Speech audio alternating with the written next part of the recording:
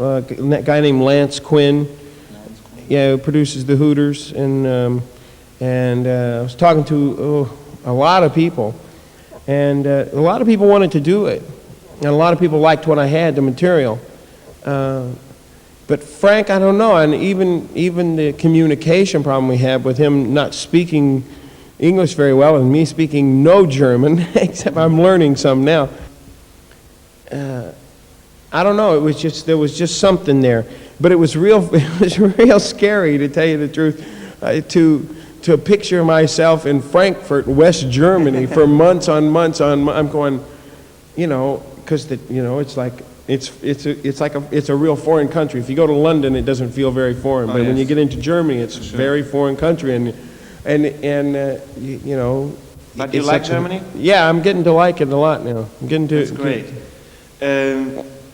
Was Frank the one who was writing, so brought some material into, or you make it together with him? No, Frank didn't bring anything in. Oh, Frank just produced it.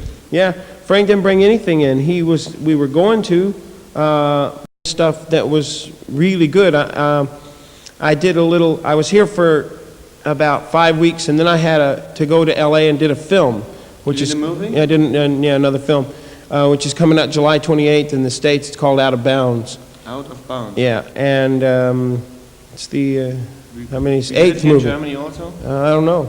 Maybe So. it's the 8th movie I've done, and so when I was there, I picked up some more stuff. There was a guy writing with Don Henley, and I picked up a song from him called "Burning Down." His name is Billy Rankin, and then I picked up a song from a guy named Dick Wagner that used to work with Alice Cooper, called "Execution Day." Oh, and I picked up some LA stuff, you know, and brought it back. And plus the stuff I had before, we wound up with about 20, I came in with about 22, 23 songs. And we've got it narrowed down now to about 12, which can't possibly go on the record because they're long, you know. Yeah. And so we'll have to see what we choose from there. But no, Frank really didn't bring anything. And what Frank is bringing to the record and what I'm bringing to Frank, see, we're giving each other here. I'm giving Frank big bass drums, killer snare drums, and big guitars. From it's a rock production. Which class of music is it? Because it was a little break in your musician career. You know, we don't heard so many things in the last 2 years or so. And which kind of music is it? Is it rock or? Well, it's different. It's rock, but it's different. It almost feels like. It feels different in the way that Bat felt different in 1977. It feels that way because I've still got the backgrounds, and Frank's great with the vocals, and Frank's really good. I mean, Frank's just a real good producer. Frank is as good. Frank is one of the. I picked Frank Farian as one of the big boys. You know, I considered him from his productions and how his things sounded. It's like being in the league of the Steve Lillywhites and the Trevor Horns. And those people and the Mutt Langs, he's as good as any of them, and I know them all. And not quite as temperamental as Lillywhite, you know, but he's a big league producer, and he has the ability to adapt. So I know all this stuff has been because people were saying to me, "Oh, he's a pop producer and you're a rock and roll guy." Yeah, because that's what I thought. How it comes that they could want to work together, you know? Because you're coming from the pop music, you're coming from the real good and melodic rock music. Oh yeah, well that's there. See, that's the thing that he's had to understand because I have so many lyrics, and the lyrics say a lot. We've had to translate lyrics for him, and he goes, "Oh, it's very good," you know. So all the songs have, you know, are real strong lyrically, and he really is hooked on melody lines. See.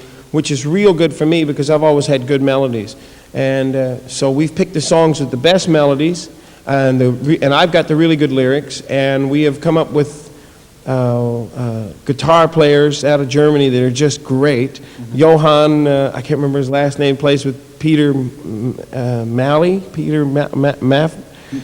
Yeah, Peter Maffay is very successful here in Germany. And but Johann doesn't play electric guitar too much with Peter. He plays acoustic, but in this album he plays a lot of electric. And Mats played guitar, and Mats is Mats Borklund has been on this record all the way through. Yeah, it's a funk operation, Yeah, and he's great, and he plays guitar. Also, another guy named Peter, but I can't remember his last name, who is incredible, out of Hamburg.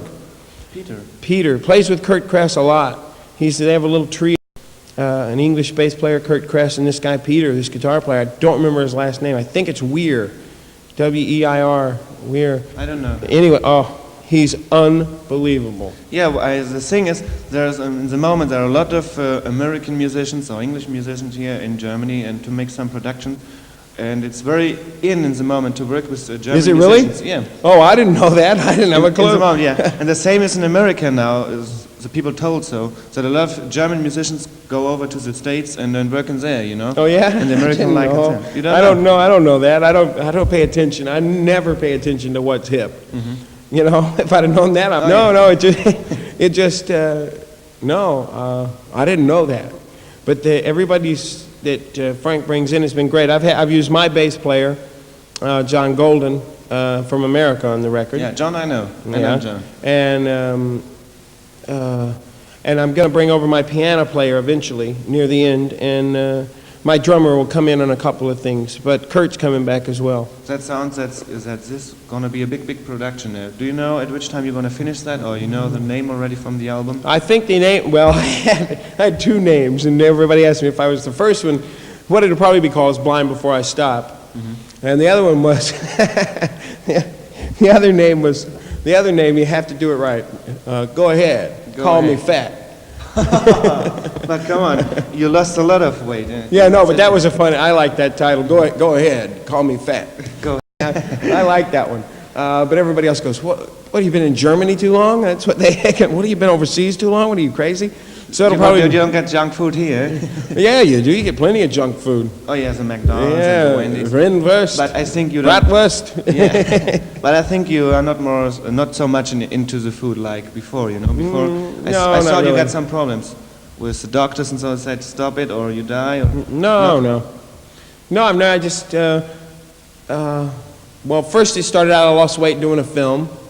When I was going in to make a movie, I lost about 50 pounds, and then when that film was over, I just lost about.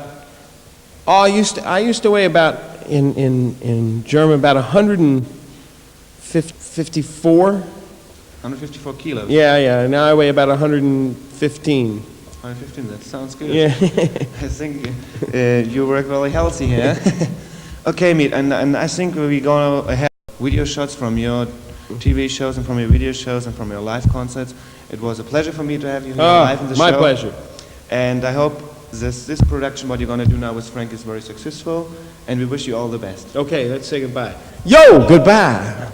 Okay. In the famous words of Mr. T. Okay, thank you very much. You're welcome.